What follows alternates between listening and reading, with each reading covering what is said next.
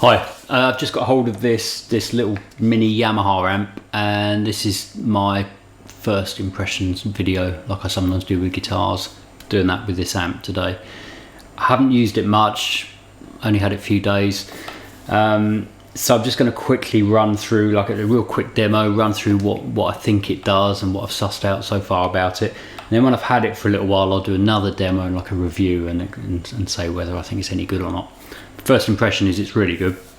When I first plugged it in, I think my expectations were a little bit high, just because I've got very good or amps that I really like anyway, that I use for gigging and stuff, and I just, for some reason, I thought this was going to sound as good as some of those, which it doesn't. But it's much cheaper, it's tiny, so it's really portable.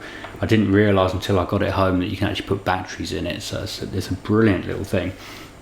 And my big discovery with it, which even though I haven't had it long, this is the main thing that I'm probably going to be doing with it, is if you plug it in, there's a USB input on it, and if you plug it into your computer and get the Yamaha editor for these amps, these THR amps, you can access effects and controls and things which aren't on the amp, and you can edit it on the computer, and then you can save them onto, there's 5 preset patches on here, you can save it onto here.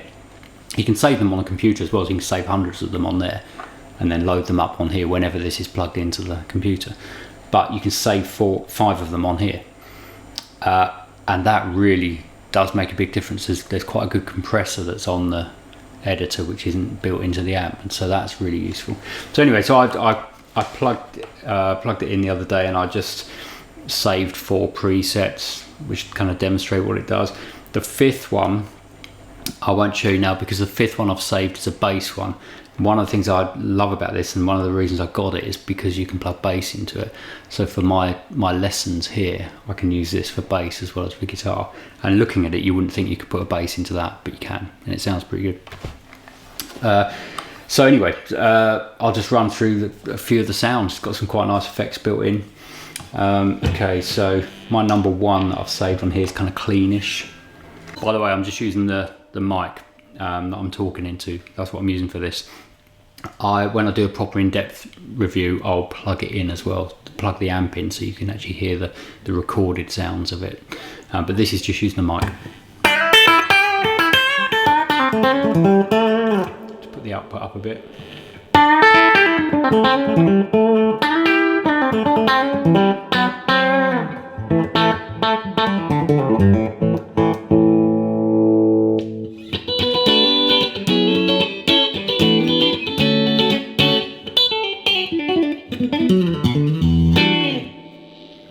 So my number 2 that I saved is a bit more of a lead sound, I think.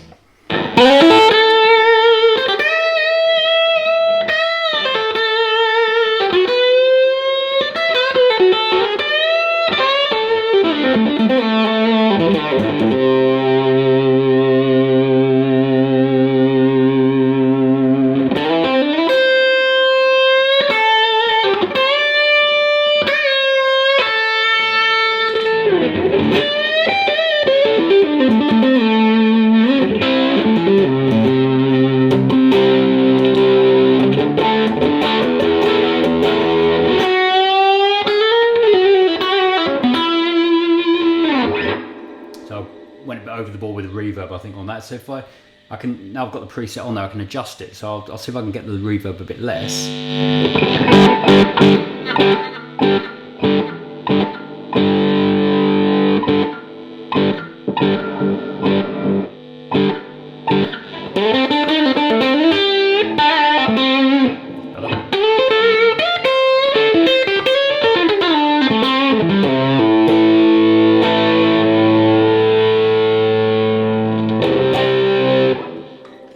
Third one, I can't remember what I put in here. Find out in a sec. Okay, so like a really reverby again, kind of tremolo.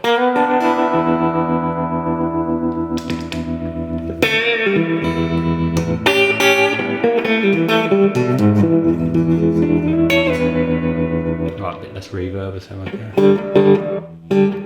this control here is delays and reverb, and you've got tape echo, echo stroke reverb, spring reverb, and then hall reverb, and each one takes up a section of that dial. So the dial kind of goes all the way around as you'd expect, and as you turn it sort of more than a quarter of the way, it slips from the first effect into the next effect. So when you're on tape echo, which is the first one, as you go up, you get to a more extreme tape echo, and then suddenly you get to a mild echo stroke reverb. And then as you turn that one up, that increases, and then when it gets to its full amount, it then moves over into spring reverb at a smaller amount.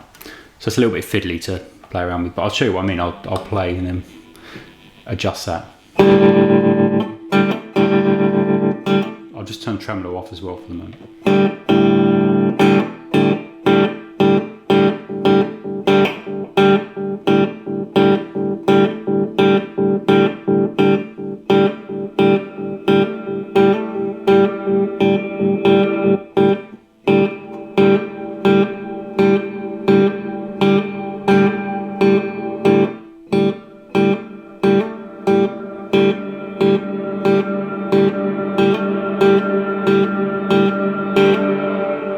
The most reverb you can have is that the hall one on full.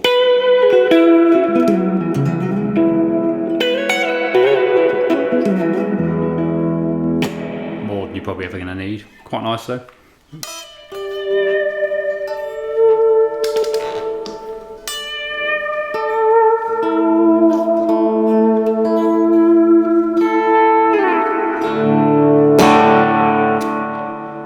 Okay, my fourth preset. Oh, as soon as you press one of these preset buttons, all of the controls are irrelevant until you touch one of them, and then it becomes active. So at the moment, where these are all set, there's nothing to do with the sound we're going to hear. It's purely the sound I set on that preset, even the volume. Okay, so that's quite loud, so I'm going to turn the overall volume down a bit. Kind of a bluesy. That's quite nice.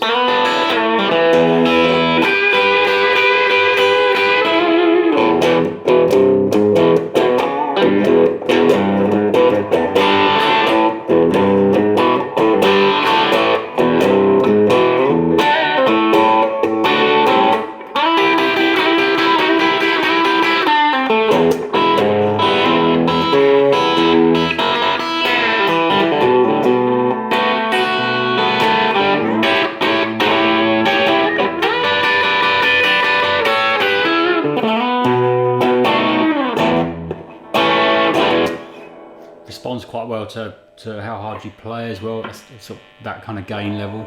If I play quite hard, play lightly.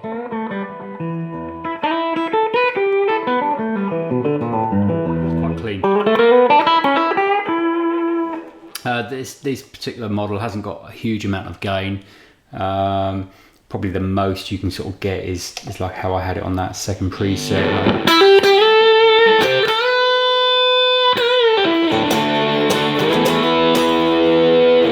That's as much as I personally am ever going to want anyway. But they make another model. This one is the THR10C, I think it's called.